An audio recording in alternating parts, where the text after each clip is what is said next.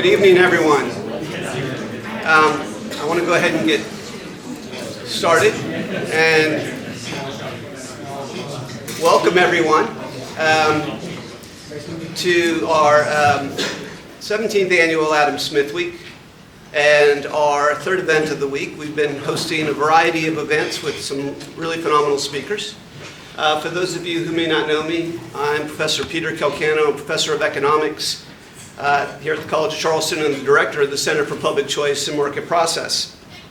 On the tables in front of you, you'll see some table tents with QR codes. So scan those and you'll get a survey to give us some feedback on what you thought about the event, as well as it'll capture your name and information so that if you are getting extra credit from one of your professors, we will get that information back to them. The mission of the Center for Public Choice and Market Process is to expand the understanding of the economic, political, and moral foundations of a free society. And we do this through a variety of events. We have our economics book colloquium, so each semester we read books. We have free pizza. This is how we get you in, right? This is how we draw you in, free pizza, people. And then you get to talk about ideas.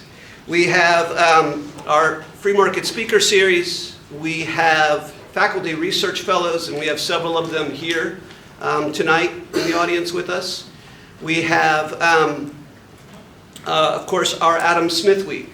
And there are, of course, lots of other events still going on. Tomorrow night, or tomorrow afternoon at 4 o'clock, we have our event on economic freedom and women. And so a couple of our panelists are here. So if you get a chance to talk to them afterwards, or come out to hear them tomorrow afternoon. They're going to be talking about what economic freedom does for women around the world. If you're interested in learning more about the center, please take a look at the banners that are around. You can find us on social media, right, and on the center and on the college's webpage. So please look us up and learn more about us. One of the things that will happen in the fall, and I've got some of these flyers over here on the table, but starting in the fall of 2025, College of Charleston is going to be offering a philosophy, politics, and economics minor.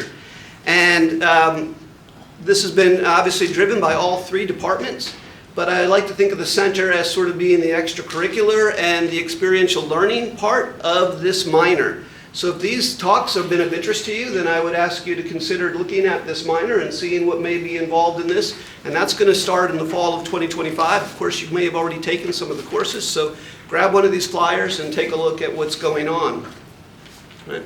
The last thing I want to mention is our Market Process Scholars and Public Choice Associates program. These are our mentoring programs for students involved in the center. Our applications are open right now, so if this is something, again, that may be of interest to you, we're looking for rising sophomores and juniors for Market Process Scholars and rising seniors for the Public Choice Associates.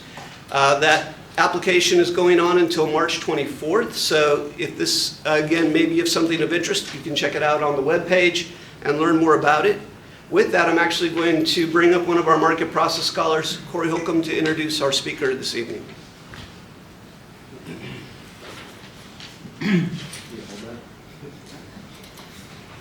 Well, thank you guys for coming. Like you said, my name is Corey Holcomb. I'm a current Market Process Scholar. My job here tonight is to introduce our speaker. Our speaker tonight is Dr. Douglas Irwin. He, well, for background, I want to give a little background before he has his talk and what he currently does. But his background is, he's got his PhD in economics from Columbia University. He worked on trade policy issues while he was on the staff of President Ronald Reagan's Council of Economic Advisors. He later worked on the International Finance Division at the Board of Governors for the Fed in Washington, D.C. Recently, he was president of the Economic History Association. Previously, he taught at the University of Chicago's Booth School of Business. He has many publications on topics of trade policy and economic history. Additionally, his current role is economics professor at Dartmouth College. Currently, he's also a research associate at the National Bureau of Economic Research. Tonight, he is here to talk to us about Trump's tariff obsession. Are trade wars good and easy to win? So without further ado, please welcome Dr. Doug Irwin.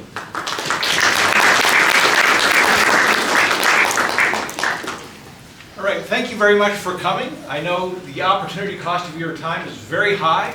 There's so many other things you could be doing, and I appreciate your attending, hopefully at your own volition, not under the pressure of a professor or something like that. But I want to talk about something very topical, which is very much in the news. In fact, some of my slides tonight will be of news that's happened today, because things are changing with respect to U.S. trade policy. I want to begin, of course, by paying tribute to Adam Smith. How many of you have read some of the works of Adam Smith? Okay, there seems to be a number of people over here, but most people have not. Adam Smith, of course, was a Scottish philosopher who wrote the great book, The Wealth of Nations, an inquiry into the nature and causes of the wealth of nations, published in 1776. I highly recommend at some point you dip into it or become acquainted with his ideas. There is a reason that this book is still taught. It's really deep, it's fundamental, and he provided a framework for thinking about economics. So it's over 200 years since he wrote that book, but economists are still grappling with its tremendous insights. So I highly recommend it to you. And in fact, when we think about trade policy, he had a lot to say. In fact, the very first line, very first sentence of The Wealth of Nations is about trade. And trade is sort of fundamental to his whole outlook on economics. So the very first sentence is, and we have to translate this into modern lingo to some extent, he says, the annual labor of every nation is the fund which originally supplies with all the necessaries and conveniences of life. That is what we can consume is sort of our GDP. The annual income is GDP. Which consists always either in the immediate produce of that labor, in other words, what we produce ourselves, the immediate produce of labor, or in what is purchased with that produce from other nations. What does he mean by that? He means exports, which is something we produced that we exchange to other countries to acquire imports from them. And this is fundamental to the division of labor, specialization, and the wealth of nations. And so the point he makes about international trade is the exchange of exports, some things we produce, for imports, things that other countries produce. Exports are the cost of acquiring imports. Exports are the goods we produce that we sacrifice, that we do not consume ourselves in order to acquire those imports. Imports are actually the gain.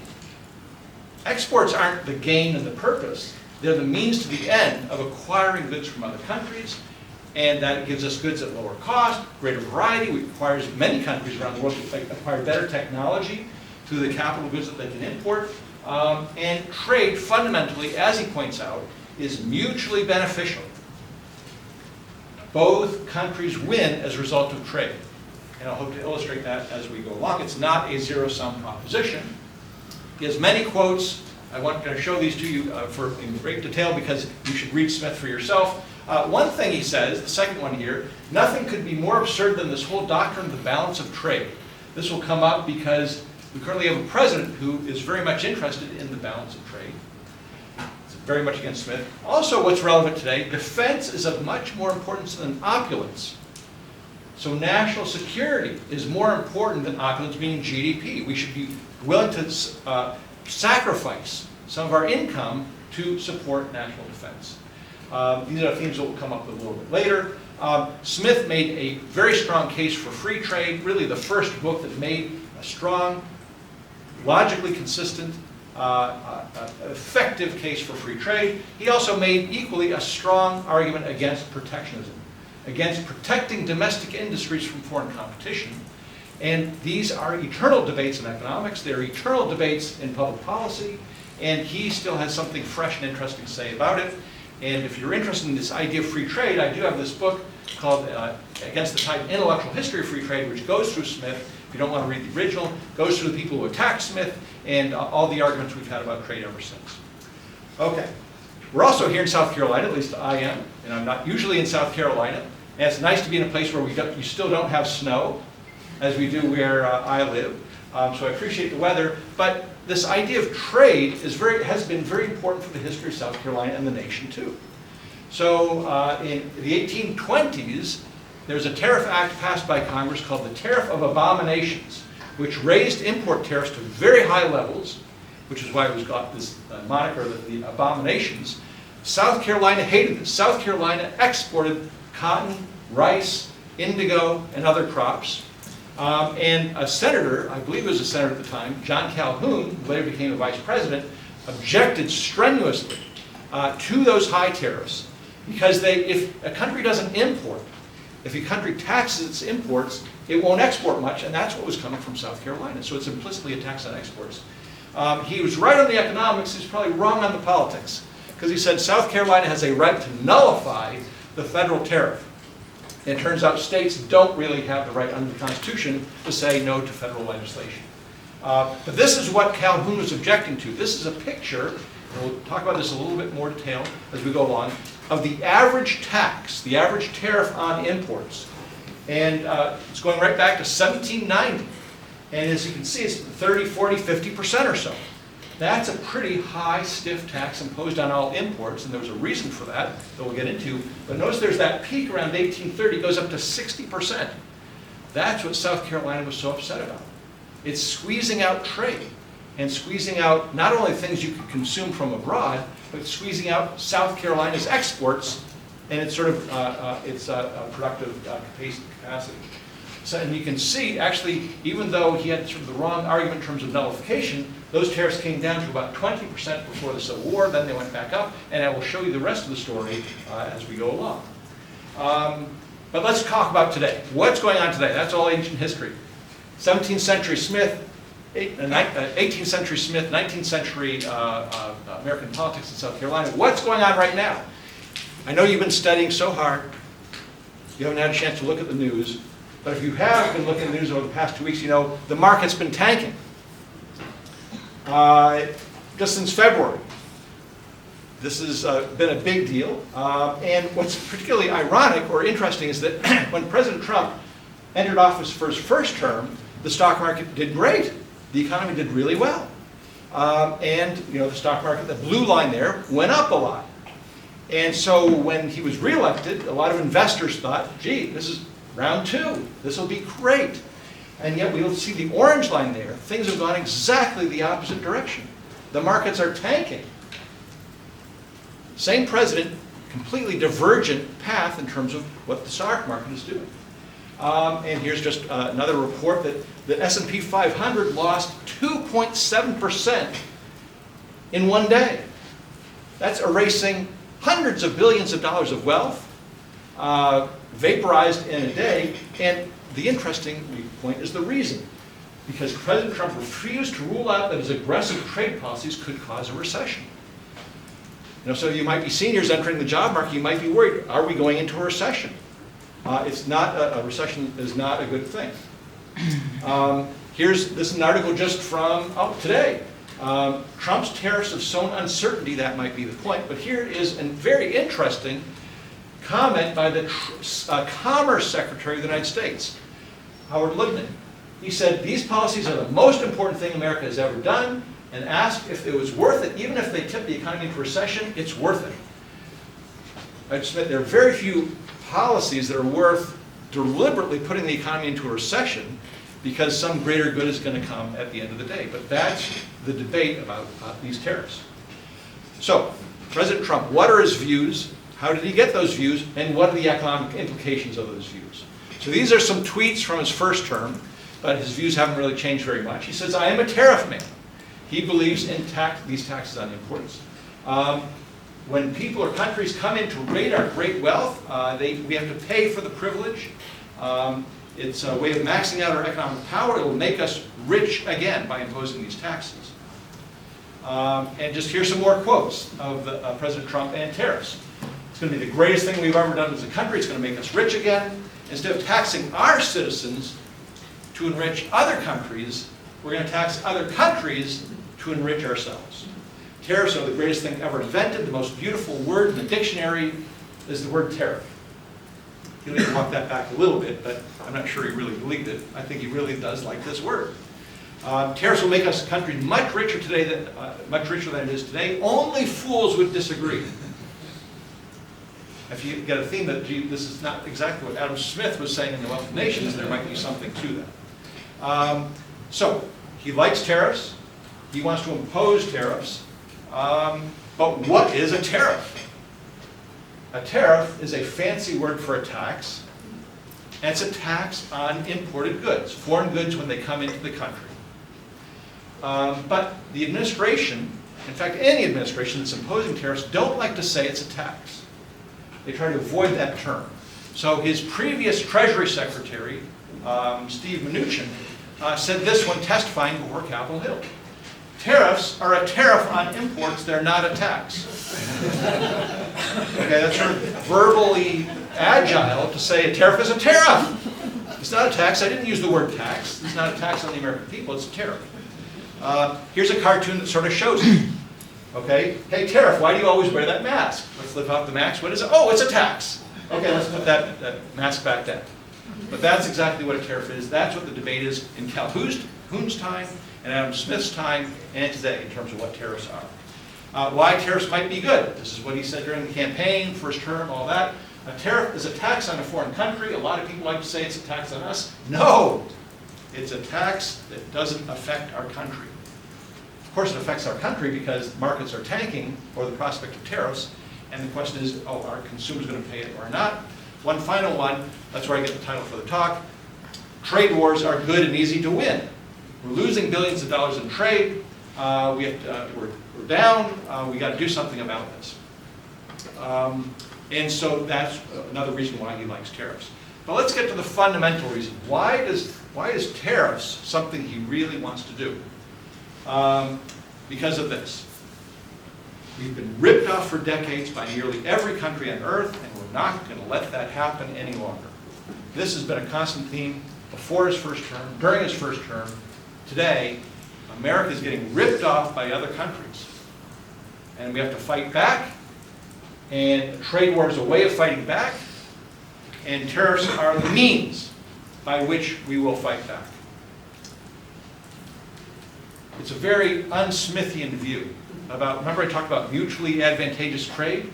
Other countries send us their produce, we export Boeings. In fact, I landed at the airport today, I saw Boeing has huge jets called, not Greenliners, but Green Carriers or something, that are moving parts around the country.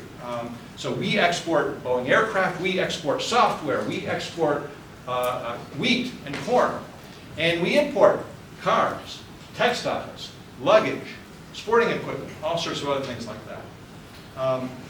So where did he get this view that we're being ripped off? So we have to go back to the past once again. And here's an article in the Wall Street Journal that investigates sort of the origins of his views on trade. And they were formed in the 1980s. And he's never deviated, as they said. Well, what happened in the 1980s? You're too young to remember this, but the U.S. auto industry was in a very bad spot. We had the big three auto producers, Ford, GM, and Chrysler. They're producing big, what were sort of known as gas-guzzling cars. Japan comes along, produces very inexpensive gas-sipping cars. We have an oil price shock. Japanese auto exports are devastating the U.S. auto industry. These are some, the United Auto Workers producing cars in the U.S., of course, they're bashing in a Japanese car, a Toyota or a Honda or something like that. They're taking our jobs, they're taking our industry. And of course, there was a big recession, but the Japanese producers were also providing competitive fire to make U.S. producers better and produce a better, higher quality product. But this time was very tough for the U.S. economy in the early 1980s. And President Trump at that time said, Japan's taking over. Japan's devastating our industries. They're a threat to the U.S. economy. And he took out this ad in 1987 in the New York Times and the Wall Street Journal, complaining about Japan, saying, the problem with Japan is they're sending us a lot of goods, and we're paying for their defense. So this is where the link with NATO today comes in. He doesn't like the U.S. paying for other countries' defense. We're subsidizing. And what are they doing? They're taking our jobs by taking our industries. Here is something. He gave an interview. I don't know if you've heard of a publication named Playboy, or called Playboy. They have interviews. Everyone buys it for its interviews. And the interview with Trump is, Japanese double screw the U.S. A real trick. First, they take all our money. with their consumer goods, and then they put it back buying into Manhattan. So in other words, American consumers are reaching into their pockets, pulling out their US dollars, buying Hondas, buying Toyotas, buying Panasonics, radios and stereos and what have you at the time. What does Japan do with all that money? They don't come back and buy US products, they buy real estate in Manhattan. They buy Rockefeller Center. They buy Pebble Beach Golf Course in Hawaii. They own our assets. And so it's both sides, we're just getting hurt. We're not selling stuff to them, they're buying our real estate. This is an unbalanced relationship. What it ultimately comes down to, so this is in the 1980s, these are when his views are forged that some countries win at trade and we're the loser, we're the sucker that allows this to happen, that he believes that trade is bad. He's actually never said this in a speech, but that's his handwriting on a document that Bob Woodward got for this book that he wrote on the first term, after he was at a summit meeting with other G20 leaders, where usually the leaders say, we want a prosperous world economy with flourishing world commerce, and he said, I just don't agree with that. This idea is that other countries are taking advantage of us, they're hurting us, and trade is bad. You won't find those words in The Wealth of Nations. So it's a very different view of things. So he's elected, he comes into office, he's in the Oval Office, he says, I want tariffs, bring me some tariffs. That's what we're going to do, we're going to impose tariffs on other countries. But what's interesting is when you look at what President Trump did during his first term in terms of trade policy, it wasn't all that much actually. That's one reason why the stock market, I think, did really well. So first point, we pulled out of the Trans-Pacific Partnership. He did that on day 2 or day 3 of his administration. That was an agreement between the US and a bunch of Pacific Rim countries to reduce their trade barriers. And he doesn't like trade agreements. He thinks that's a way in which other countries take advantage of the US, so he pulls out of that. TPP continues to go on, just doesn't include the US. He wanted to pull out of NAFTA, the North American Free Trade Agreement, establishing free trade to the US, Canada, and Mexico. He was persuaded by his advisors not to do that, and instead he renegotiated it. And he took out 2 words, free and trade. And now it's known as USMCA, which is, they didn't really know what to call it, so it's called the US-Canada-Mexico Agreement, with no mention of trade, even though basically that renegotiation of NAFTA it's basically NAFTA. They didn't change too much. There was some protection provided to washing machines, the washing machine industry, solar panels. On national security grounds, we protected and imposed tariffs on imported steel and aluminum. We took a very tough line with China and imposed 25% tariffs on about half of our imports from China. And you didn't feel it because all Apple products were excluded. Consumer electronics were excluded, so our imports of those products didn't go up in price because they were diminished. And then the WTO is something we don't have to talk about so much. It was a framework for establishing rules for trade, but that's sort of out the window. So why are things different today? Why are the markets reacting the way they are in a much different way than they did during his first term? Well, remember he said, I want tariffs, bring me some tariffs? He didn't get enough during the first term. So now he really wants those tariffs.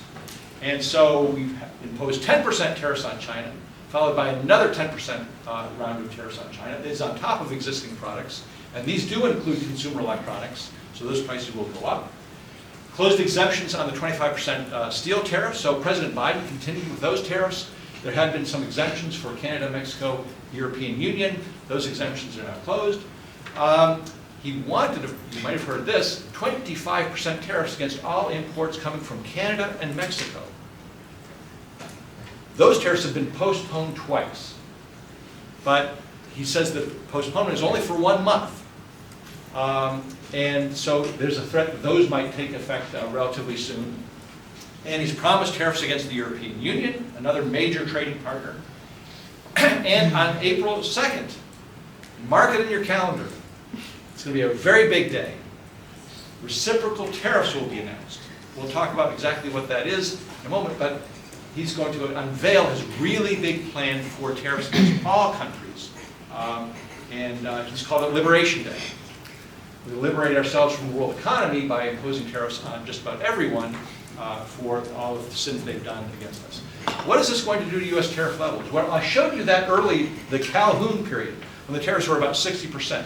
They continued pretty high through the late 19th century into the 20th century until the 1930s, when they went way down. So here's the tariff going up to the present. And what you can see is, since about 1945 or 1950, after World War II, tariffs fell to very low levels. We've been sort of an open economy, allowing imports and exports to flow across our borders, and you can see that there, the average tariffs are about 5% or so. If you were to follow through with that 25% tariffs on Canada and Mexico, the dotted line shows us where those tariffs are going. And so the first time since the 1930s, tariffs will be going up, not down. And basically take us back to the levels not seen since the 1940s. That's why this is considered a big deal. It's really reversing 50, 60, 70 years of US trade policy, which is we want trade agreements with other countries where they reduce their tariffs and we reduce ours, instead of going the opposite direction where we're going to increase our tariffs and maybe other countries will probably reduce theirs as well. Why are we doing this? What is the purpose of these tariffs? There are many, many reasons that the administration of President Trump will identify. Here are some 4 big ones that we'll just want to explore a little bit. Raise revenue, reduce the trade deficit, restore manufacturing, production and employment, and get better deals, have reciprocity, and lower the cost of health care, the cost of child care. It's not really a joke, but there's no problem that tariffs cannot solve in the president's mind, including the child care crisis. But let's consider these sequentially and just see what we get.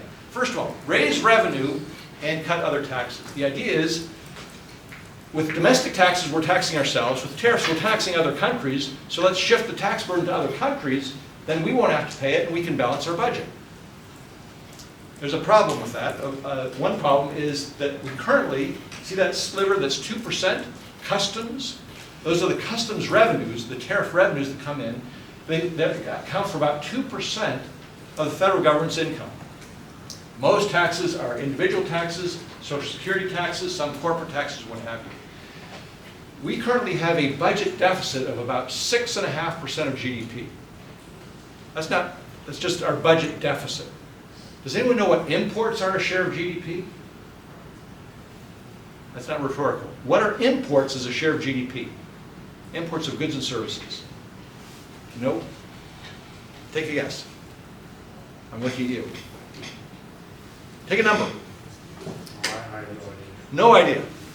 What are imports as a share of GDP for the U.S.? Take a guess. Do we import a lot or a little? 5%. What do you say? Putting people on the spot here. Come on. More than 50%. More than 50? More than 50? more than 50. 25? Okay, it's 14. 14. The U.S. is a large economy. Trade is a modest share of the economy.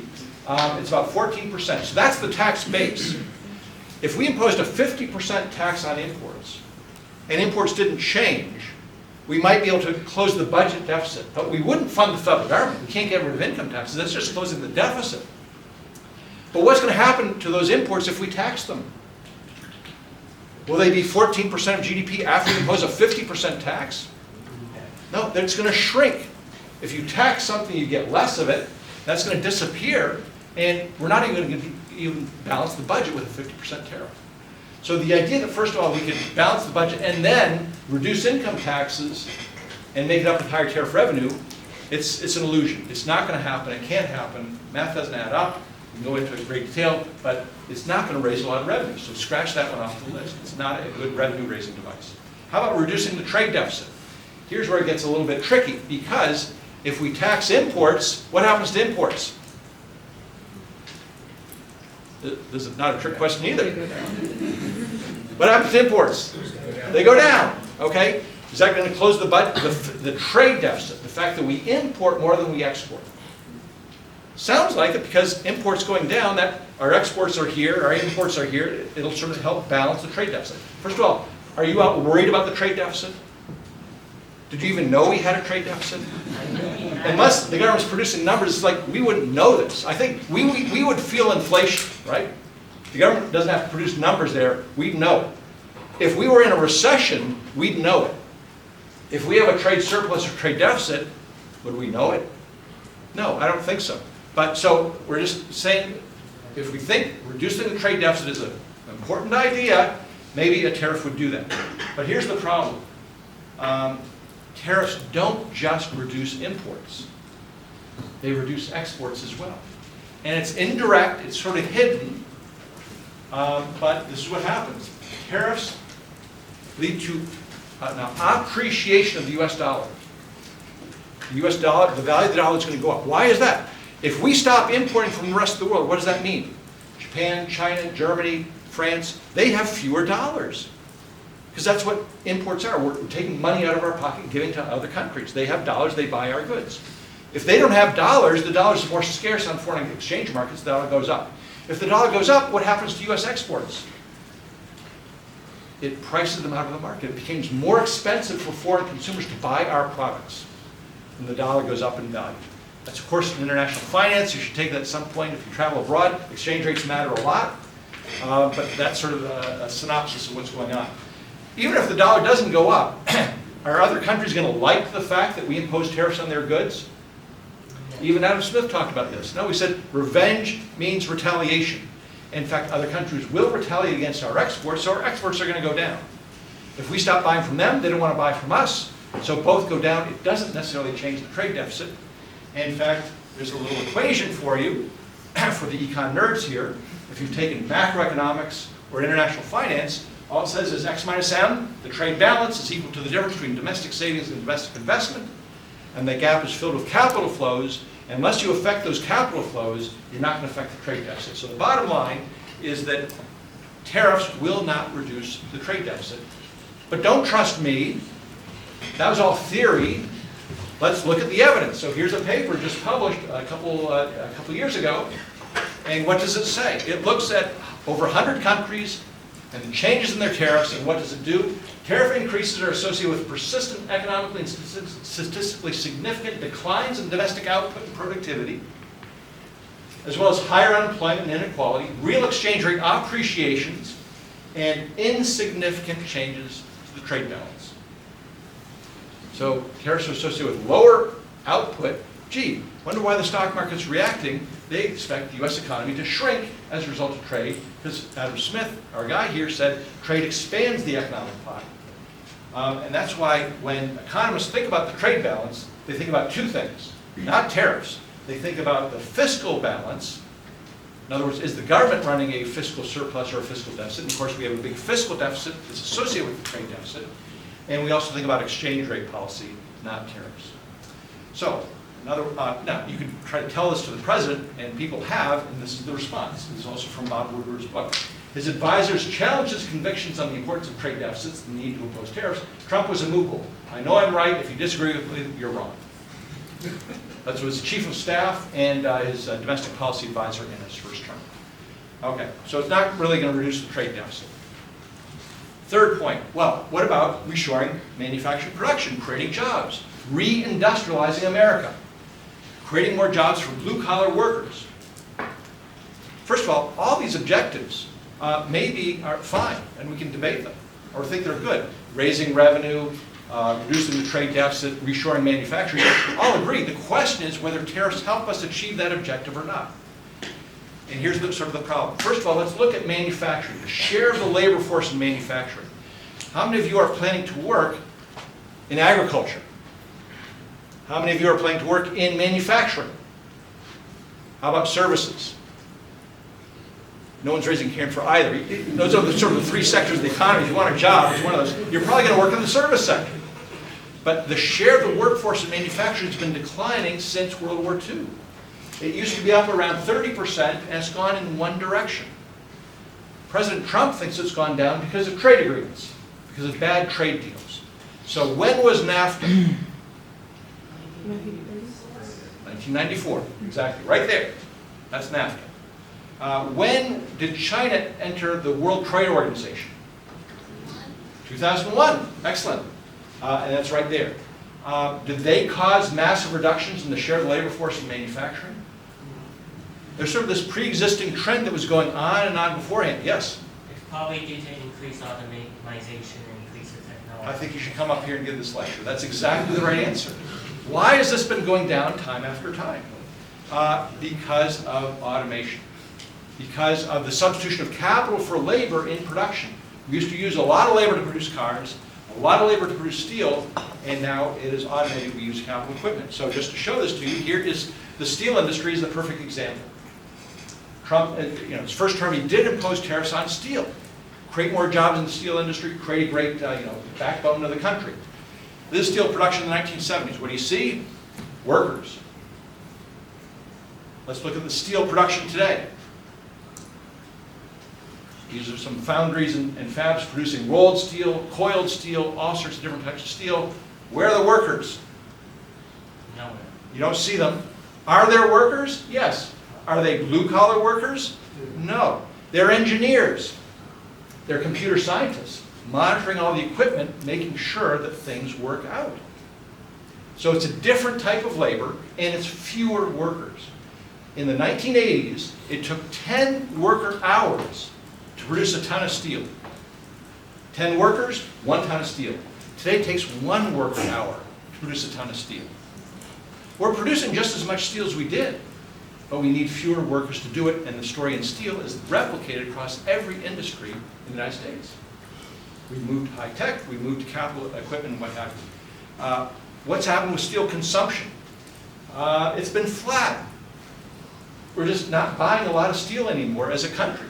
So production and consumption are pretty much close. Now there's a gap, and the imports are the gap. They allow our consumption to be greater than our production, but get rid of that gap. Are you going to create a great boom to the steel industry? Well, demand's sort of flat. Well, maybe we should put those tariffs, maybe if we don't revitalize production, to stop importing from our foes, from our enemies. Well, it turns out we get most of our steel from Canada. Second is Mexico. Third is Brazil. We get almost all of our aluminum from Canada. So for national security reasons, these are attacking our friends in some sense, not our enemies. We do import some from China. They're already heavily taxed. But then a lot of the other countries are our allies. What happens when we impose tariffs on steel? We're keeping out foreign steel. What do domestic steel firms do? They raise prices. Why? Because there's less competition. There's less supply in the market. And so steel prices go up. Would you notice? Well, if let's say you buy a can of soup, price of steel went up. Are you going to notice it when you buy Campbell's soup or Progresso soup or something like that? Probably not. This is President Trump's previous Commerce Secretary, Wilbur Ross, who ironically had worked in the steel industry and was a great advocate for steel tariffs.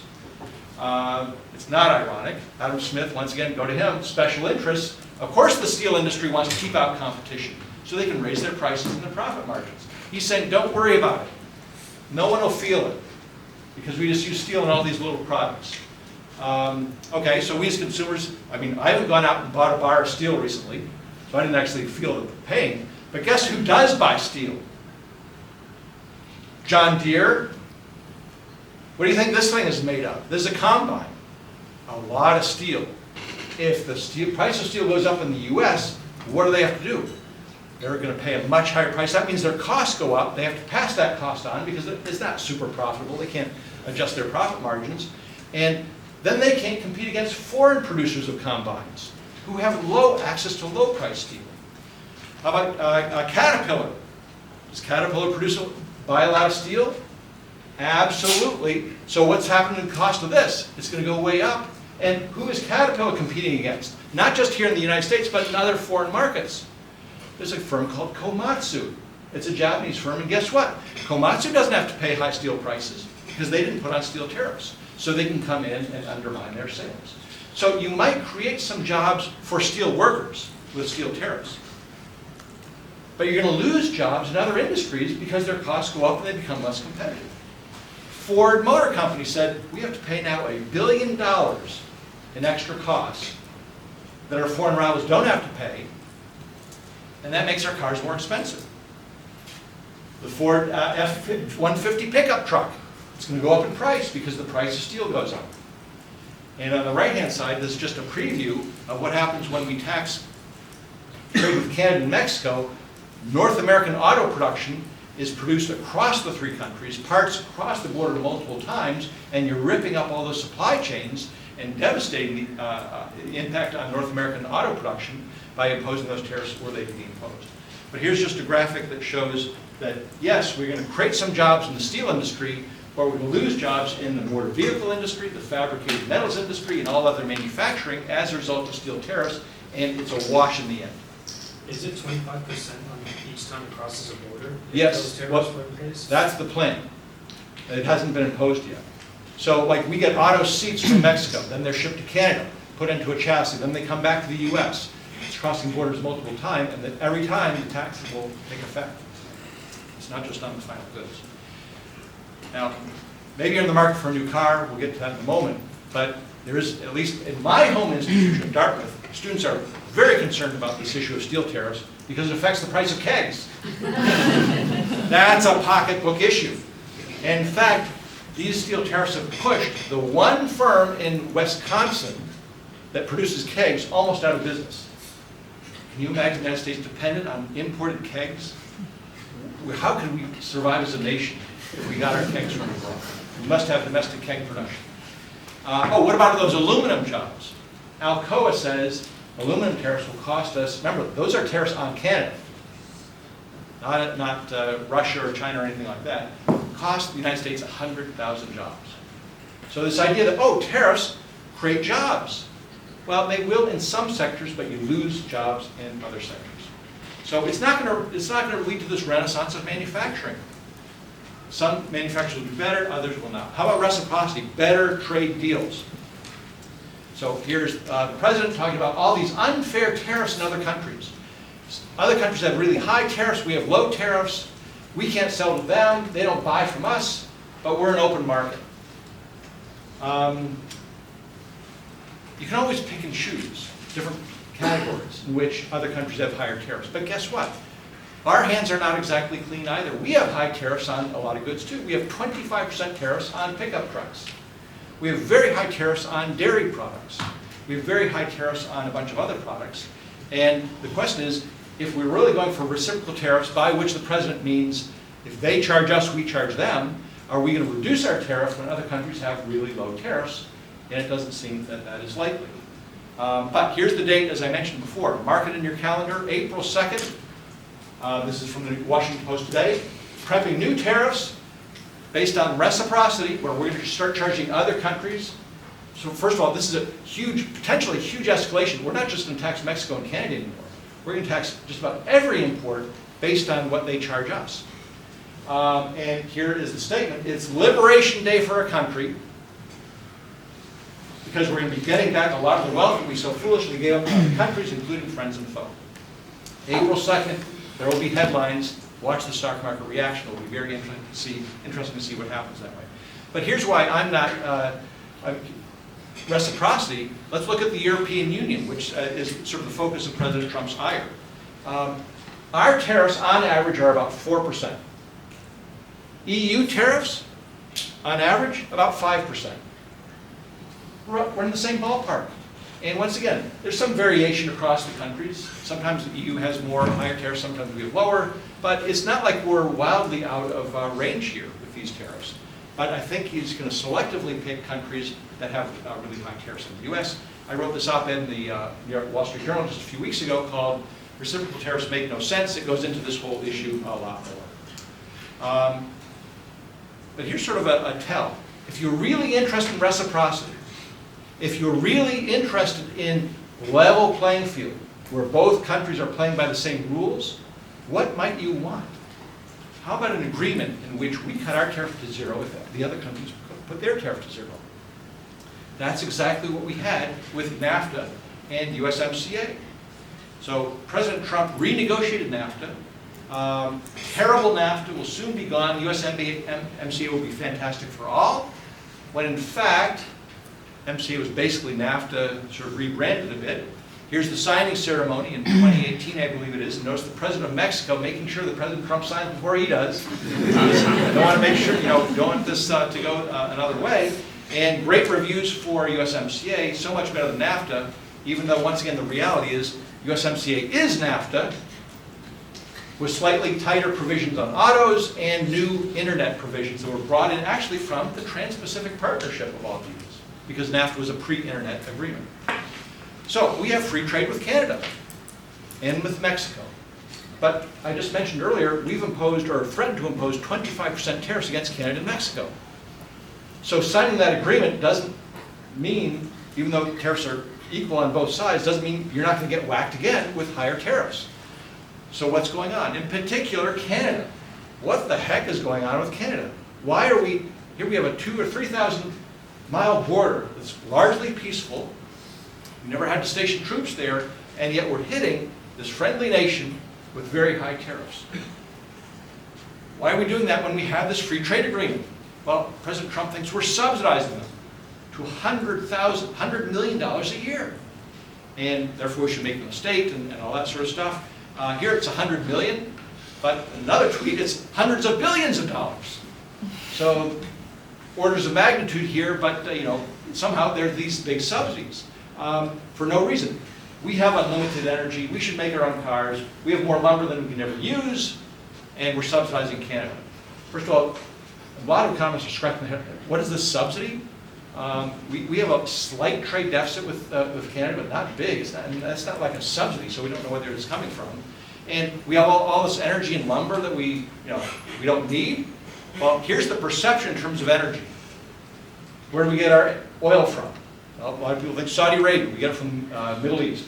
They're big oil producers. In Canada, they're close by. We don't. That's the perception. The reality is, guess where it's coming from?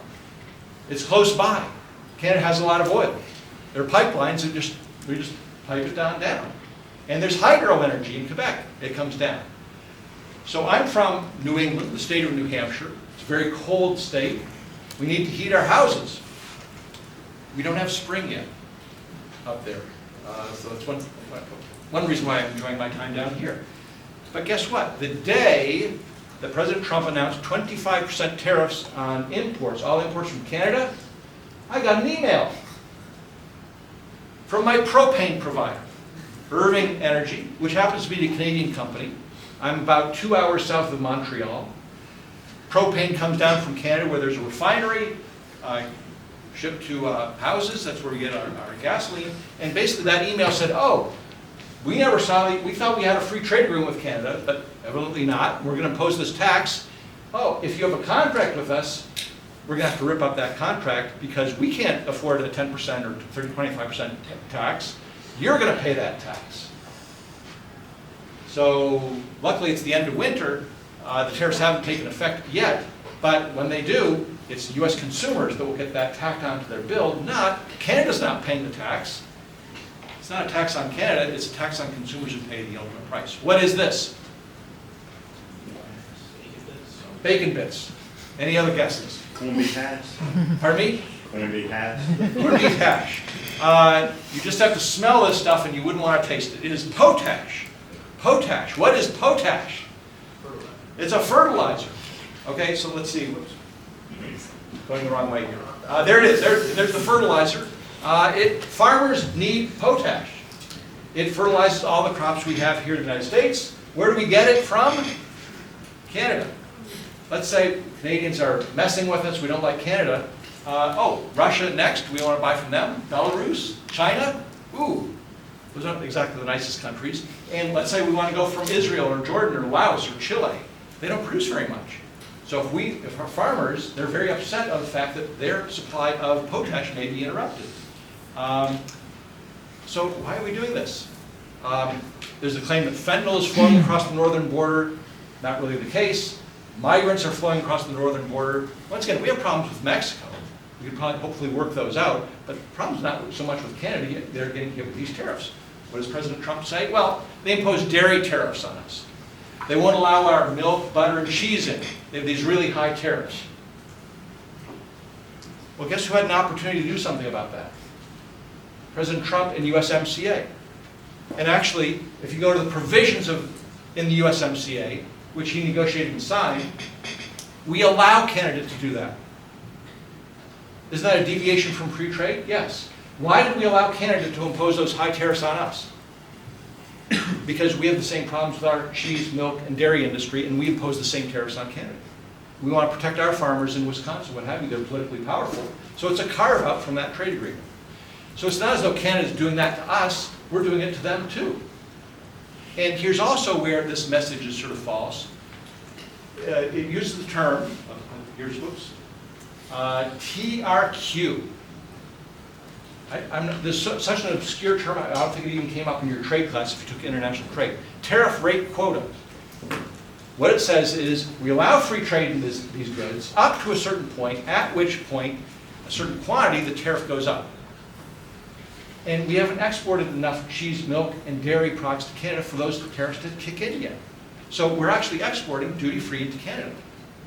So this complaint that Canada is singling us out for these high tariffs, first of all, it's allowed under USMCA because we do it too, and it has no effect because we're not exporting that large quantity. So it just doesn't make sense. So why are we going after Canada? And I think it's this. It's personality. They don't get along. They just don't get along. Why don't they get along? Justin Trudeau, if you didn't know, that's the Prime Minister of Canada, was until recently. Now it's Mark Carney. Why don't they get along? What happened between them? So one's a young progressive, the other's an older conservative, if you want to call him that. Maybe it's this. I don't know. I'm not a psychologist, but for some reason, President Trump doesn't like Canada and Justin Trudeau. And that's why the Wall Street Journal, which if you don't read, you ought to read, because it's a great newspaper, and generally favorable to the administration, calls this the dumbest trade war in history. Trump will impose 25% tariffs on Canada and Mexico for no good reason. Dumbest trade war in history. What are the problems with tariffs? Because now we're going to have tariffs writ large come April 2nd. First of all, Adam Smith knew it all. So if you want the fundamental foundations, read Adam Smith. But the premise that foreign countries are paying the tariff and not us is wrong. It's not paid by other countries, it's paid by U.S. consumers. That means higher costs for U.S. business. It also means it's a very regressive tax. And also retaliation. Let me just talk briefly about these 2 points. So, consumers sort of know this. These are taxes. We're imposing these taxes on imported goods. Do you think the prices you're going to pay are going to go up? Most Americans think yes. Sort of stands to reason. And because we've had lived experience with this. So look at the Consumer Price Index during this first term when we put tariffs on certain goods. That's the red line. Oh, those prices went up. Whereas the CPI was going down for the other goods. How about, we talked about washing machines. Those prices were going down until the tariffs hit. All of a sudden the price of washing machines and dryers went up. Many academic studies studying which products were hit by tariffs, which products were not. 20% tariffs, and look what happens. As soon as they're imposed, what happened to those prices in the US? They go up, oh my gosh, by the full extent of the tariff, 20%. The tariffs are being passed through to US consumers. As Warren Buffett says, who do you think pays the tariff? It's not the tooth fairy. Someone's going to pay, and it's probably going to be us consumers. Here's a cartoon on exactly this point. Once again, it's not the other country, as this consumer says, what about China, Canada, and Mexico? They're not paying, it's us paying. I have to pay that higher propane price. We have to pay higher prices when we tariff these various goods. The administration has gone from denying that prices will go up to saying, actually, that's a feature, not a bug. We're designing it this way, and the American dream is not cheap goods. It's producing things here, okay, such as automobiles. So I mentioned this before. If you're thinking about buying a car, and now we're going to start putting tariffs on all the parts that are going between US, Canada, and Mexico, the price of the car could go up by $4,000. It's not like Ford and GM are earning huge profits and they just cut into their profit margin to keep the prices the same. They pass those costs on. How many of you are fans of avocados? That's it? Doesn't everyone love avocados? How many people like guacamole? Okay. What do you think is going to happen to the price of avocados when we impose 25% tariffs against Mexico? They're going to go up. And so the success of the avocado industry is rooted in our trade relationship with Mexico. We banned imports of avocados from Mexico until 1997. Mexico did not have nationwide distribution of avocados until 2003 or so. And what's happened is we've gone from consuming 1 pound of avocados per year per person to 10. We Americans like avocados. And the prices are going to go up if these tariffs take effect. The tariffs haven't taken effect yet, so I bought you some tariff-free avocados. Who would like an avocado? There you go back there. Who wants an avocado? Oh, hey, go back there. Oh, watch out. Good catch, good catch. Okay, and you can trade that. Oh, did it break? Is it too right? I fear it was just ready. Oh, okay. All right. Well, we had to get them in fast because the tariff's going up soon. So the price is going to go up. You all know what's going on with eggs, right? Sure. I got some eggs here too, so be careful. Egg prices are going way up. Just recently, they were sort of spiking. What might relieve the egg shortage? Tariffs. Don't solve the problem. Actually, we don't allow many imports of eggs due to sanitary conditions and what have you. And now, so what is the Department of Agriculture? First of all, eggs are so expensive now, they're being smuggled in from Mexico. So the drug cartels are shifting from cocaine to eggs because the price gap is so low. So they're finding this increasingly across the border. The Department of Agriculture, because we don't allow imports of eggs to come in, the Department of Agriculture is going out to other countries saying, could we buy some of your eggs? First of all, the government's buying stuff for us. Shouldn't markets and private entrepreneurs do this? But the government has to do it, so the Agriculture Department is going to look to import eggs because what happens when we import them? Well, the prices are going to go down. If we don't allow the imports, the prices go up. Finland turned us down. Finland said, we don't have enough eggs, we're not going to give you any of our eggs. We're asking Denmark for eggs. It's sort of ironic because we're asking them for Greenland too. And they're not so let's go to the eggs. Who likes eggs? Oh, sorry. That one, yes, no, they're not real eggs. They're not real eggs. But here's sort of the point. The imported commodities reduce prices for us, create abundance. When we tax them and keep them out, that creates scarcity and higher prices. But now Republicans, Senator Tuberville, is saying, we have to suffer with tariffs, no pain, no gain. Okay, I know the pain if the price of cars goes up by $4,000. I know the pain if my propane costs go up. I know the pain if I can't get avocados anymore. What's the gain? It's not clear what the gain is. It's not clear what we're fighting for. Republicans have learned to love high prices because they think, oh, it's good for producers. Producers like high prices. This is going against, once again, Adam Smith, where one of the quotes you may not remember because I flashed by too fast, consumption is the end of all economic activity, not production.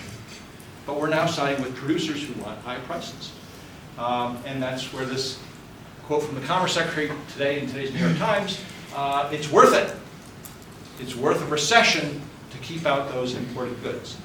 Or as the President said a little bit more mildly, there's going to be a little bit of an adjustment period.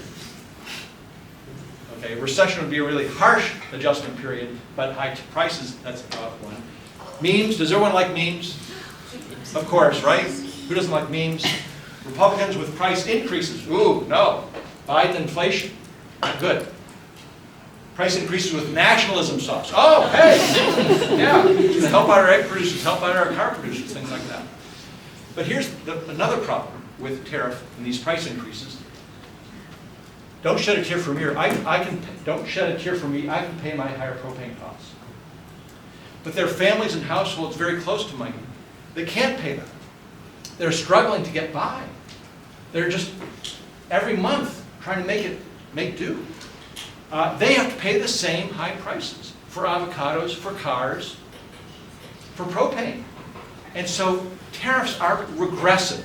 It's a regressive tax that hits lower income households more than higher income households. And the CEA and so many have done this in terms of the percentage cost for low income quintiles versus high income quintiles. Top 1%, Bill Gates he'll still get guacamole. They'll still get avocados, but other people will not. And what's ironic is we say, oh, we're taxing foreign countries so we can cut our taxes.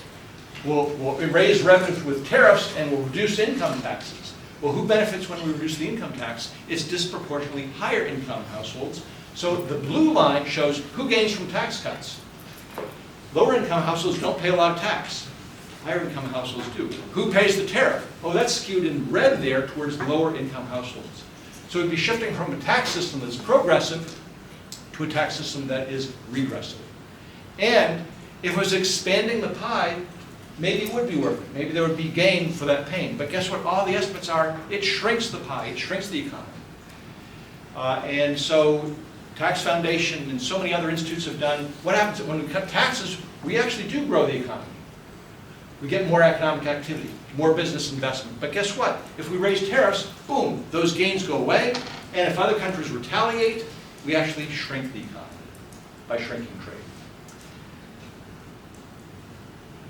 Retaliation. Peter Navarro, who's a chief trade advisor to the president, once said in the first term, guess what? We're going to impose these tariffs, but other countries, they're not going to do anything. They're not going to respond. They won't retaliate. Of course, what happens? Other countries have the same politics as we do. If we throw a punch at them, they have to punch back. And they impose higher tariffs too. They want to inflict some pain on us as well. Jean-Claude Juncker, the head of the European Commission, in the first Trump term said, the U.S. has stupid policies, we're going to have stupid policies. If you impose tariffs on us, we're going to impose tariffs on you. Kentucky bourbon, Wisconsin Harley-Davidsons, or Pennsylvania, blue jeans made in the West Coast. We're going to impose all these tariffs to impose political pain on you because you've restricted our trade. Why do they always pick bourbon? Where's bourbon made? Kentucky. Who represents the state of Kentucky in the House or the Senate? Mitch McConnell. So what are they doing? They're saying, oh, they're picking out individual representatives or senators saying, oh, what's produced in your district? We're going to hit that. That's the way the politics of this works. Here's the story of sorghum boat. This is an illustration about how U.S. exports go down with foreign retaliation. We produce sorghum. It comes out of Galveston in the Gulf of whatever that is. We were exporting it to China. It was going to Singapore. This is during the first Trump term. It gets down there around South Africa, and guess what happens? It's announced that China and other Asian countries have raised tariffs on U.S. sorghum. So what does the boat do? Whoops! We can't drop it off there because no one's going to buy it because the price just went up. So let's go to Europe. So the boat did a 180, turned right around and went to Europe. Guess what? Europe imposed high tariffs on U.S. sorghum. It's always the farmers who take the hit. Why do other countries impose tariffs on U.S. agricultural produce? Because it hurts us and it doesn't hurt them. Where are they going to get their sorghum? A lot of other countries produce sorghum. Where are they going to get their soybeans? Brazil produces soybeans. Where are they going to get their wheat? Australia, Argentina, they all produce wheat. So it hurts us, but it doesn't hurt them by denying us on markets. So when you look at the prices of soybeans, the white line is the U.S., and when other countries retaliated, that price went down because we weren't making those sales anymore. The blue line is the price of Brazilian soybeans. It went way up because everyone says, oh, let's buy from Brazil, now it's going to be cheaper. The gap is the tariff. So U.S. farmers take the hit. So remember all that revenue we were talking about, where we're going to tax other countries and get that revenue? Guess where that revenue went during the first Trump? To farmers, to compensate them for the lost markets, because they couldn't export anymore. All the revenue, boom, basically relief payments for farmers, and this is a cartoon that you may not have seen, but what it says is something you won't hear from a Trump country farmer. Here's $12 billion relief money for tariffs. Well, I'm not going to take the money. Of course they had to take the money because they lost sales and they need to keep their thing afloat. So what's the trouble with tariffs? Economists have a lot of trouble. But let's take it from J.P. Morgan here. This analyst here said, trouble with tariffs, to be succinct, is that they raise prices, slow economic growth, cut profits, increase unemployment, worsen inequality, diminish productivity, and increase global tensions. Other than that, they're fine. It's sort of a self-inflicted wound. This is an economic strategy that will not work in the 21st century. And here is the headlines from the Financial Times today. this afternoon when the Federal Reserve announced that, oh, its growth forecast, they're shaving it by 1 percentage point. From 2.7% growth of the next year to 1.7% growth. And inflation, higher. You're all too young to remember, but there was a term used in the 1970s and 80s called stagflation. And what that means is stagnation, very little growth, with inflation, higher prices. And guess what? That's really hard to combat, because what does the Federal Reserve do? Slower growth? Oh, you want to cut interest rates. But prices are higher. You can't cut interest rates. You maybe have to raise them. The Fed is stymied. They don't know what to do in such a situation. Bottom line is, I wrote a piece in 2018 called, Trump's trade policy is an exercise in futility. And I recently updated it for Foreign Affairs with a co-author, The Incoherent Case for Tariffs.